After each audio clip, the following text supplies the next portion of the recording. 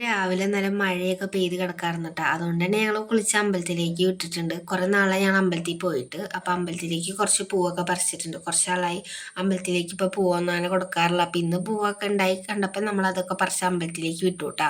അവിടെ ചെന്ന് നമ്മൾ അമ്പലത്തിലൊക്കെ കയറി തൊഴുത് ചന്ദനമൊക്കെ എടുത്ത് തൊട്ട് അവിടെ ചെന്ന് കഴിഞ്ഞപ്പോൾ അവിടുത്തെ അപ്പൂപ്പൻ ഞങ്ങൾക്ക് അവലും മലരൊക്കെ തന്നു കേട്ടോ. കുഞ്ഞിക്ക് അത് വേഗം കൊടുത്തു. അമ്പലത്തിൻ്റെ അവിടെ നിന്ന് കഴിക്കാൻ പാടില്ലല്ലോ. അങ്ങനെ പിന്നെ തൊഴുവാനായിട്ട് ഞങ്ങൾ ബാക്കിലത്തെ സൈഡിലോട്ട് നടക്കാട്ടെ. കുഞ്ഞിക്ക് നടക്കാൻ ഭയങ്കര ഇഷ്ടമാണ്. അതുകൊണ്ട് ഞാൻ താഴെ ഇറക്കി നടത്തിച്ചു കേട്ടോ. അങ്ങനെ ബാക്കിലത്തെ അമ്പലത്തിലും തൊഴുത് ഞങ്ങളവിടെ തമ്പായിനോട് പ്രാർത്ഥിച്ചിട്ടൊക്കെ വേഗം വീട്ടിലോട്ട് പോരാൻ നിൽക്കാട്ടെ. കാരണം ചെറിയൊരു മഴക്കാരും കൂടിയൊക്കെ ഉണ്ടായിരുന്നു.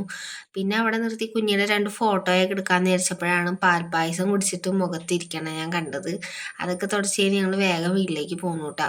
പിന്നെ അമ്പലത്തിൽ നിന്ന് കിട്ടിയ അവലും മലരൊക്കെ കുഞ്ഞിക്ക് കുറച്ച് കൊടുത്തിട്ട് ഞാൻ പിന്നെ കുഞ്ഞിനെ അവിടെ കൊണ്ടുവന്നാക്കിയിട്ടാ. കാരണം സമയം ഒരുപാട് വൈകിട്ടുണ്ടായിരുന്നു. പിന്നെ ഞാൻ പോരുന്ന വഴിയായിട്ട് തറവാട്. അപ്പം അവിടെ തറവാടിൻ്റെ അവിടെ തുളസി കതിരൊക്കെ നിൽക്കണ്ടായിരുന്നു. അതിൽ നിന്നൊരു തുളസി കതിരെടുത്ത് ഞാൻ തലയിലൊക്കെ വെച്ചിട്ട് പിന്നെ ഇച്ചിരി അവിടെ നോക്കിയൊക്കെ നിന്നോട്ടാ. അപ്പം ഇത്രയുള്ളൂ ഗൈസ്.